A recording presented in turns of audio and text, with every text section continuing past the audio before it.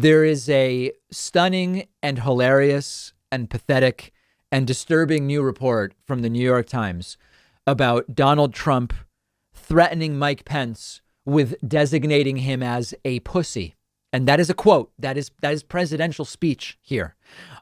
Mike Pence and Donald Trump had a falling out unlike any that I recall seeing between a president and vice president. Donald Trump, we knew in the days leading up to the January 6th counting of the electoral votes and what became a riotous insurrection in Washington, D.C., had been pressuring Mike Pence to do it, steal the election, figure out a way to do the right thing. And we have actually now learned that Donald Trump specifically said to Mike Pence in the lead up to that day, early last week, quote, "You can either go down in history as a patriot," wait for it, "or you can go down in history as a pussy." Of course, Mike Pence is a dangerous ideologue extremist, but he realized, I can't steal the election. I don't have the power to steal the election. Even if I wanted to steal the election, I couldn't do it. And very quickly, as it became clear Mike Pence was not going to stand in the way, and as the riotous insurrection grew on Wednesday afternoon, Donald Trump took to Twitter before Twitter banned him and said Mike Pence couldn't do it. Mike Pence couldn't do it. They then went up until Monday without even speaking, despite the fact that Mike Pence was put in physical danger at the Capitol by the riotous insurrection that Donald Trump incited. And they reportedly had what is being sort of, I don't even know, vaguely described as a productive meeting on Monday. Unclear what the relationship is between the two of them. So there's a few different things going on here. One of the things we have to be really careful about, and we talk about reputation, is framing normal behavior as heroic or virtuous. Because in comparison, so many people have been behaving like absolute lunatics. And what I mean by that is Lindsey Graham is an example. We talked about this earlier in the week. Lindsey Graham on very late Wednesday, early Thursday morning last week, spoke during the counting of the electoral vote. And he said things that are just the way it is. Lindsey Graham said, "Our duty is just to count the votes. Some of these objections are out of scope for the House and Senate in a joint session to really even deal with.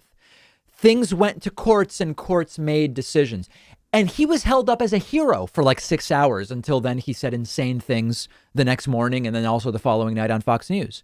And one of the problems is that we talk about the Overton window and the value of pulling the Overton window to the left, for example, to bring the center to the left to mainstream progressive ideas.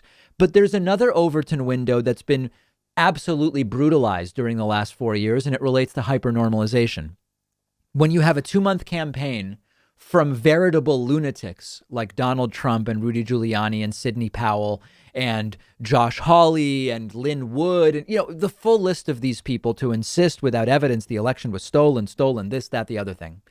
When somebody simply says, this goes beyond the limits of what we are allowed to do based on our appointments here in the House and Senate, they seem so reasonable. And people start saying, these are the good Republicans. No, Lindsey was on TV the next night begging for mercy for Trump and saying impeachment would be divisive. Well, then he should have thought of that when he did something worthy of impeachment. That would have been the time to think about it before it became too late. So we're ending Donald Trump's term with something very similar to what I said at the beginning of Donald Trump's term, which is we must work hard, and it's really tough to avoid the hypernormalization when so much of what we see daily is outrageous, when what we see every week would have been a 1-year scandal for Barack Obama had it happened then. It's very difficult not to see slightly less cartoonish, but still not benign right-wing radicals as being sort of sensible. And, when we say Mitt Romney actually seems to be making some sense, we're not saying we agree with him politically, at least I'm not. We're not saying he's a friend of progressives. We're simply saying he has been consistent on what are the limits of the House and Senate and presidential power, etc. I still disagree with him on tax policy. I still disagree with him on a whole bunch of other things, but at least he's been consistent. Lindsey Graham is not that. Mike Pence is not that. Mike Pence was limited not by his delusions of grandeur. We don't know what he might have wanted to do. Could he have gotten away with it? He was limited by the fact that he can't actually do the thing Donald Trump was asking him to do. And it's a very important thing to remember as we get past this administration and it gets into the rearview mirror and we think about it. We want to remember it for what it was. It was hard to fight the normalization while it was going on. And we have to remember that we're going to have to work just as hard to fight it in retrospect and really remember just how insane it was. We will ultimately see what happens with impeachment in the Senate. But it is at the same time extraordinary that a president denounced his own vice president. But Mike Pence deserves no praise for not doing the thing Trump asked him to do, because in the end, he couldn't do it. It simply is not something that he could do. Make sure you're following us on Facebook at facebook.com/David Pakman Show. We will take a quick break and be back with much more right after this. One of our sponsors today is Lucy, and they are giving my audience 20% off. Lucy is a company founded by Caltech scientists with only one mission, which is to help people quit smoking and vaping by offering a clean, affordable nicotine alternative. Now, many of you know, you've heard the stories. I've known several people in my life who have struggled with quitting smoking. I've seen how difficult it can be. And nicotine alternatives can be hugely helpful. Lucy offers a nicotine gum in 3 flavors: wintergreen, cinnamon, and pomegranate. They also have lozenges, which come in cherry ice flavor. Lucy is affordable. It'll ship right to your door. You don't have to go out to the store. Shipping is always free. You can buy single boxes or save with a subscription. It's the year 2020. It's time to throw the cigarettes away and get rid of the vape.